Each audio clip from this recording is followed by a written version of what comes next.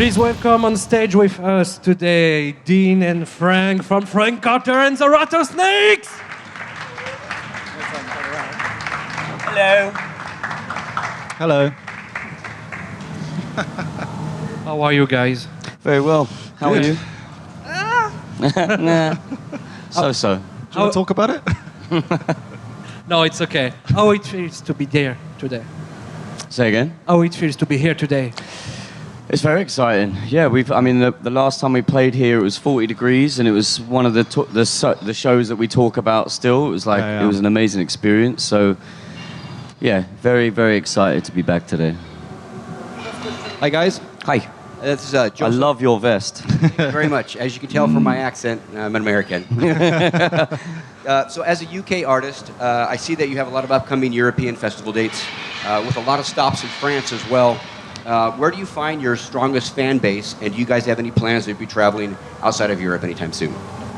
So we've just done Australia and America this year. But the reason there are so many shows in France is because our biggest fan base outside of England is in France. So we don't know what's happened, but we fucking love you guys. And if we could move here, we would.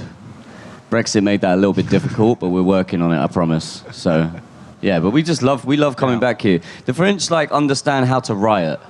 And that's an important part of rock and roll, you know, we're for the underdogs, we always have been. And so I think the French, they really understand our passion, they understand our soul of our music. And our band is all about hope, you know, it's about being the outsiders. And so yeah, I think that's why we get on so well, I think. Hey guys. Hey. A few months ago we met and we talked about the new album, and Frank, you said that it was hard emotionally to play some of the songs and sing some of the songs. Since the tour has now started, since a few months, how is it now? It's worse. It got a lot harder.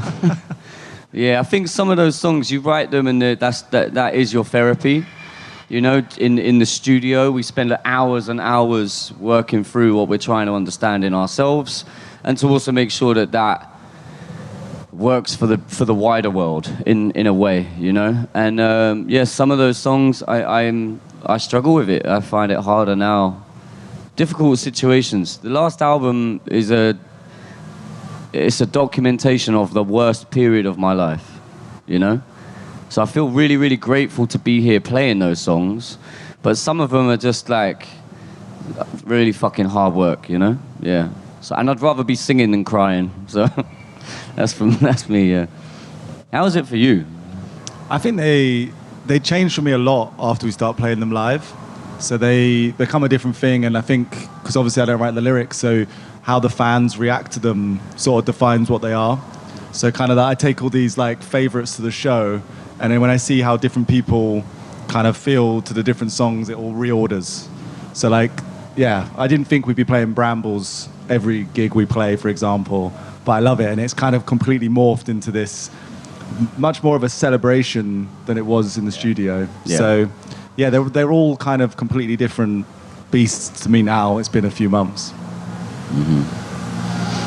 Hi. Hi. You're going to tour France at the end of the year. You used to go a date in Paris. We were present in the Bataclan. Thank you. It was incredible. Thank you very much. Do you feel like you're taking your place in France and Europe now? I feel like we've been working on it for a long time, you know, and it's been a really steady climb. It doesn't feel like taking our place. It feels more, to me, like being welcomed in. Yeah. It feels like, Yeah. we're being given an opportunity to feel the love of France. And if we're feeling it big time.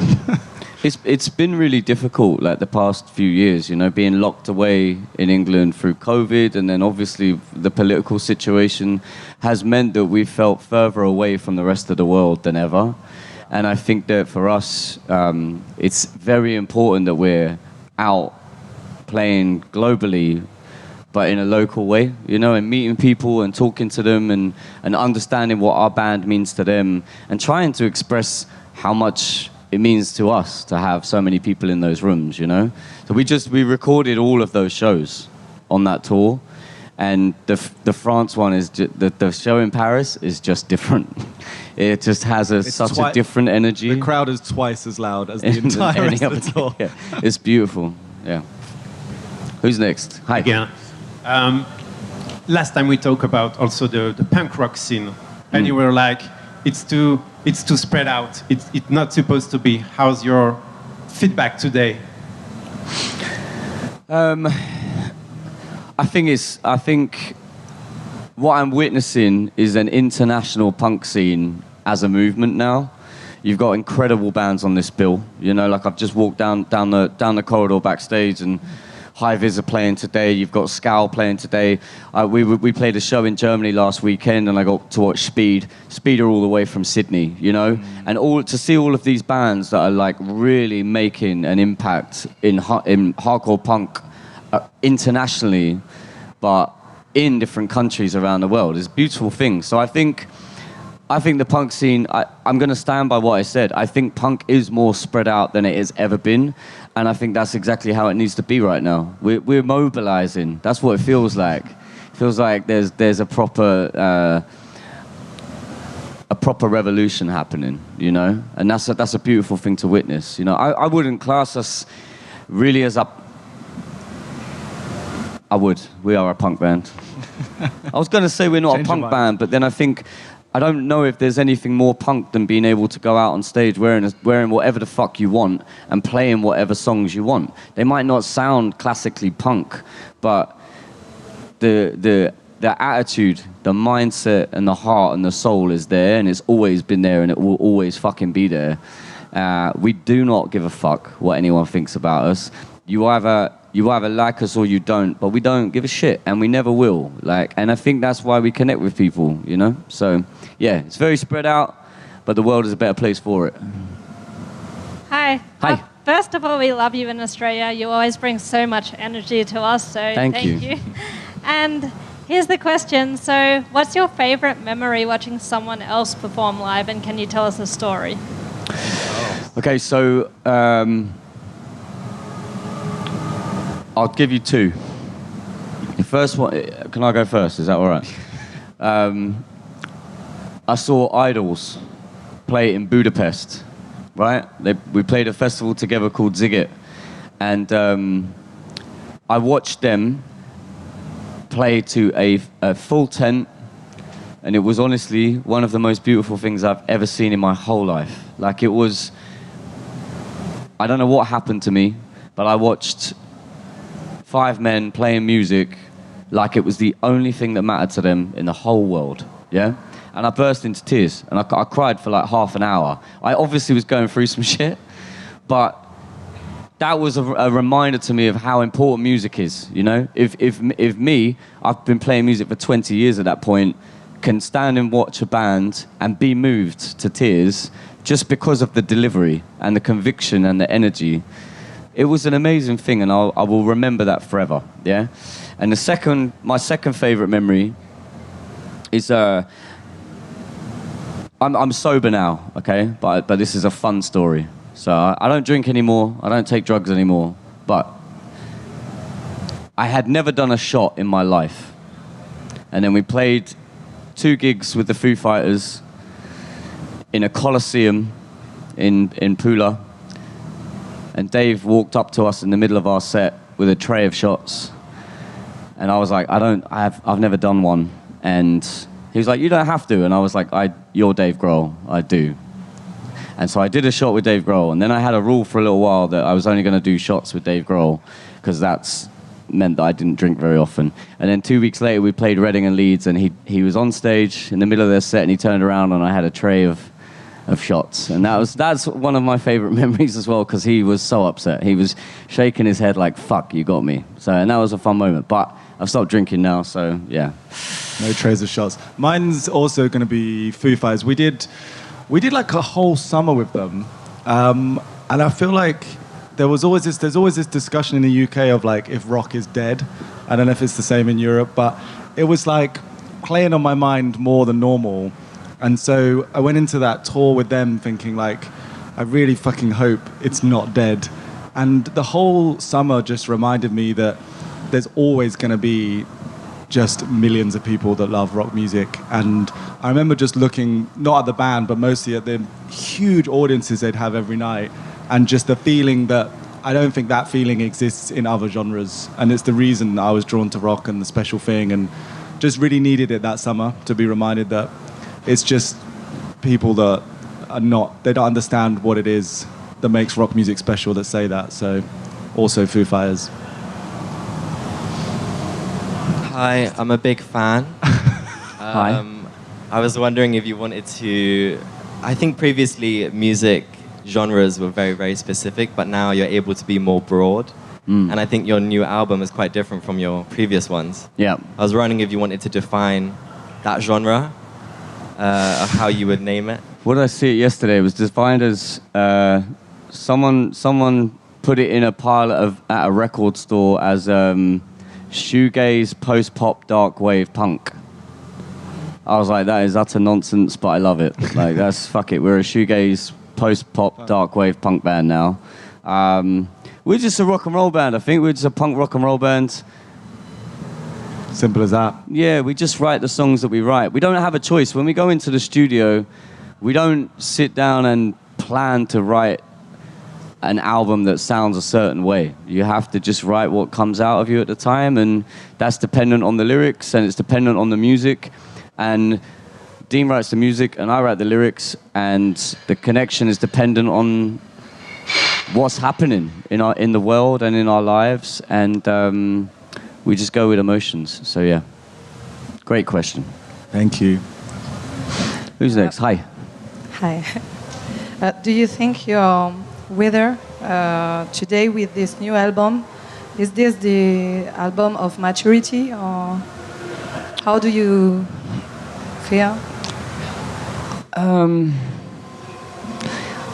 There's always like a childish element to my music, to my lyrics. You know, I'm always trying to have fun. I mean, one of the songs is about sucking toes, so I wouldn't say it's the most mature album we've made. But sonically, like, it's definitely... It's the most mature we've been musically, I think. We gave each other space to make an album that we really loved, you know? And it gave us the room to go to places emotionally that either of us hadn't been able to be. In the past, you know, we've always said there's a real strength in vulnerability. This is the most vulnerable album we've ever made, you know? And we learned a lot about ourselves in that process. We learned a lot about our fans, and we learned a lot about music, you know, and how it is to play it live. So I think it's our most vulnerable record. I don't know about. I guess it would be the most mature. We're always getting a bit older. I'm fucking 40 years old now, so I feel mature now. I think also it's every album we make, there is this sort of secondary to the music and the emotion. There is just songwriting and craft, and we don't spend a lot of time like we're not watching like workshops on YouTube or whatever, but we're doing it more and more. This is songs 50 plus. So I think we are just getting better at that side of it by just doing more of it. So I think there's more maturity in that. Like the record feels more varied to me. And you don't really, well, we don't plan that. You just find that out months later when you're like, oh, it's when you're playing on stage and it's very different to the songs around it. So Dean, I know you also produced the album as well as writing the music. Could you just talk about that and what your process was, or any fun facts? Well, I produced the last two. So the first one, Sticky, was more out of necessity because we were in lockdown and we wanted to make music, but everything was closed. And so it was less of a big decision. It just felt more like we're already kind of half doing it, so we carried on. And you'd kind of been saying to do it for a while, and I've been saying no. But you had me literally locked away. I had no choices. There was no. He had no escape. He was going to make the record this time, and he had no choice. But after that, which in that one, it felt quite. It was quite a stress for me. I didn't necessarily enjoy the producing side of Sticky, but it felt like from doing that process, we should do it again, knowing what we'd learned from it. And I felt the opposite. I really enjoyed producing Dark Rainbow and what it meant for our process, the time, the space, the decisions we could make. But it definitely feels like also then time to bring someone else in now off of that. I think the benefit mostly was to say to people that we'd collaborate with, this is what we've made when we're giving a lot more freedom or the keys to the kingdom. And then I think that will then mean that people that collaborate understand us better. So yeah, time to tag someone else back in for the next one, as yet to be announced. In theory, if we make another album. Hi. Hey, Frank. Hi. I am Sally from Mexico City. Cool. Hey. I am very happy to be here at the Hellfest. And I want to know, how do you mentally and physically prepare before each concert to maintain that intensity and connection with your public? Well, for one, I don't drink anymore. That made a big difference. We have a quite a gentle routine. We have an hour before the show where we all get together and we get into our stage clothes, and we have a very specific playlist which changes, but it has the songs that we love that get us into the headspace. Like I said before about idols and how important music is, we really lean into that. Apart from that, it's a lot of like slippers, a lot of peppermint tea. It's very relaxing. Lots of yoga. We're like the healthcare band, It's not really. If you came and saw us backstage, it is not rock and roll, the way that people would think. I'm like playing Fortnite and the boys are like doing yoga. Gaz is stretching for like 3 fucking hours. Yeah. Gaz does like a lot of deep breathing all day. It's quite intense. You walk into dressing room, he's just on the floor doing these long, long breaths. Yeah. And then also I've done a lot of vocal warm-ups now over the past year. I've really, really worked on my voice, and that's helped a lot. So yeah. I see it as that we save all of that side of our personalities for the show. Yeah. And that's how it works. We used to be a bit more like that off stage, but less so now. Chaos. It was fucking chaos. That doesn't last forever. No. Hi. It's me. Yes, you. Hey. Hello, I'm Ben from BGP Music Live from Paris. Nice to meet you, Ben. Yeah, nice to meet you. Question for you, Frank. Have you ever broke something of your body when you do your stunts on stage in the crowd? Yeah. Yeah. Multiple times, yeah. Yeah.